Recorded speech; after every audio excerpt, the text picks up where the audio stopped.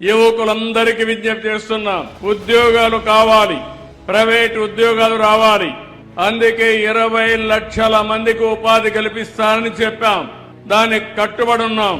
ఉద్యోగాలు కల్పిస్తాం. ఇప్పటికీ మినిస్టర్ గారు చెప్పినట్టు పెద్ద ఎత్తున పెట్టుబడులు వస్తున్నాయి.